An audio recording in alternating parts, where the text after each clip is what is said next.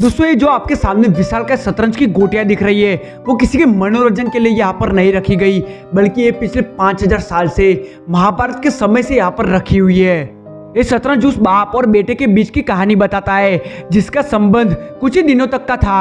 दोस्तों बहुत कम लोग महाभारत की इस कहानी के बारे में जानते हैं। जब आप लोग भी इस कहानी के बारे में सुनेंगे तो आप भी आश्चर्यचकित हो जाएंगे। तो दोस्तों इस वीडियो में अंत तक जरूर से बने रहिए, और दोस्तों आपको हमारी जानकारी पसंद आती हो तो इस वीडियो को जरूर से लाइक करके हमारे चैनल को सब्सक्राइब कर दीजिएगा। तो चलिए दोस्तों अब आगे बढ़ते हैं और जानते हैं इस कहानी के बारे में। दोस्तों ये जगह भारत के पूर्वोत्तर में स्थित नागालैंड का एक शहर है जिसका नाम है दीमापुर, और इसी जगह पर महाभारत में हिडम्बा रहा करती थी और यहाँ पर ही हिडम्बा और भीम के बीच विवाह हुआ था। दोस्तों इस जगह की खास बात है कि राजवाड़ी में स्थित शतरंज की ऊंची ऊंची गोटियां पर्यटकों को बहुत ज्यादा आकर्षित करती है। हालांकि उसमें से कुछ गोटियां टूट चुकी है और कुछ गोटियां आज भी सलामत है। कहते हैं कि पांडव अपने अज्ञातवास के दौरान यहाँ पर आए थे और उन्होंने यहाँ पर काफी समय भी बिताया था। महाभारत कथा के अनुसार वनवास काल में जब पांडवों का घर षड्यंत्र के तहत जला दिया गया था, तब पांडव उस जगह को छोड़कर दूसरे वन में चले गए थे जहाँ पर हिडम और उसकी बहन हिडम्बा रहा करती थी। तो एक दिन की बात है, हिडम अपनी बहन को यानी कि हिडम्बा को भोजन की तलाश में वन में भेजता है। उस वन में हिडम्बा को भीम दिखे जो कि अपने परिवार की रक्षा के लिए पहरा दे रहे थे, और भीम को देखकर वो मोहित हो गई और पांडवों को मारे बिना वो वापस लौट जाती है। तो बाद में खुद हिडम्बा पांडवों को मारने के लिए वहां पर पहुंच जाता है। तब भीम और हिडम्बा के बीच भयंकर युद्ध चलता है जिसमें आखिर में भीम हिडम्बा का वध कर देता है। तो बाद में भीम और हिडम्बा का विवाह हो जाता है।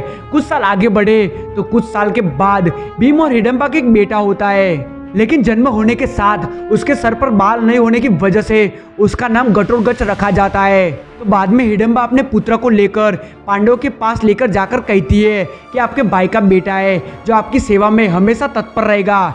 ऐसा कहकर हिडम्बा वहां से चली जाती है। तो तब घटोत्कच श्रद्धा से पांडव और माता कुंती के चरण स्पर्श करता है, और जिसके बाद वो बोलता है कि मेरे लायक सेवा बताइए। उसकी बात सुनकर कुंती बोलती है कि तू हमारे वंश का सबसे बड़ा पौत्र है, जिसकी वजह से समय आने पर मैं तुम्हें बताऊंगी सेवा करने की।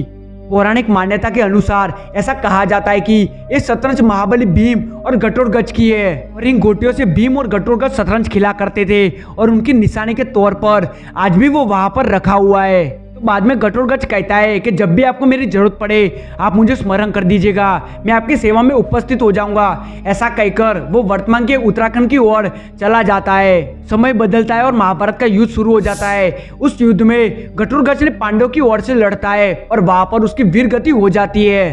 तो अब आपके दिमाग में सवाल आ रहा होगा कि हिडम्बा का संबंध नागालैंड के दीमापुर में कैसे हो सकता है, क्योंकि उनका हिडम्बा देवी टेम्पल तो हिमाचल प्रदेश में स्थित है। दरअसल हिडम्बा मूल रूप से नागालैंड की थी, लेकिन घटोत्कच के जन्म के बाद उसको पांडवों को सौंपने के लिए वो नागालैंड से मनाली में आ गई थी, और वहां पर हिडम्बा का राक्षस योनि में से देवी योनि में रूपांतर होता है।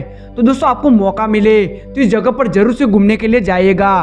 तो दोस्तों मैं उम्मीद करता हूँ कि आपकी इस वीडियो से जरूर से कुछ नया जानने को मिला होगा। अगर मिला है तो इस वीडियो को जरूर से लाइक करके हमारे चैनल को सब्सक्राइब कर दीजिएगा। तो चलिए दोस्तों मिलते हैं एक और नए कमाल की हैरान कर देने वाली वीडियो के साथ। तब तक के लिए बने रहे हमारे साथ। जय हिंद, जय भारत।